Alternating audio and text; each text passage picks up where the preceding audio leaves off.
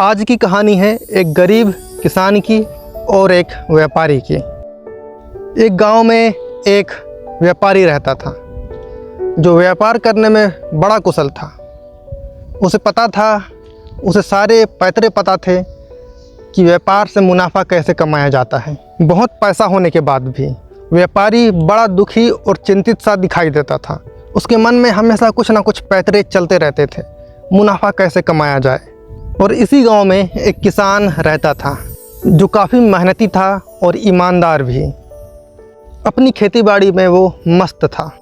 रोज़ फसलों को पानी दिया करता था, अपने बच्चों को पढ़ाया करता था और अपने परिवार का पालन पोषण करता था।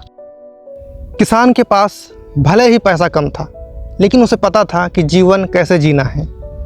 वो बड़ा ही खुश रहता था और मस्ती से अपना जीवन यापन कर रहा था। और वहीं व्यापारी भी इस बात को बड़ी ही ध्यान से देखता था कि क्या कारण है ये किसान ज़्यादा पैसा ना होते हुए भी इतना ज़्यादा खुश कैसे है।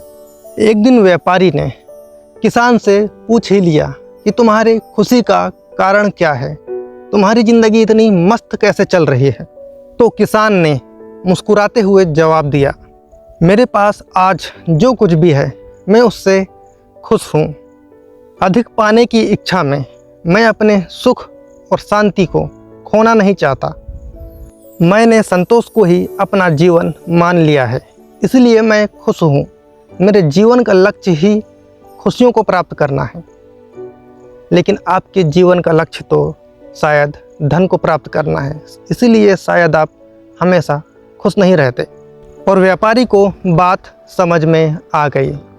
उसने भी गहराई से विचार किया और उसके बाद अपने जीवन का लक्ष्य सुख, शांति और खुशियों को ही माना।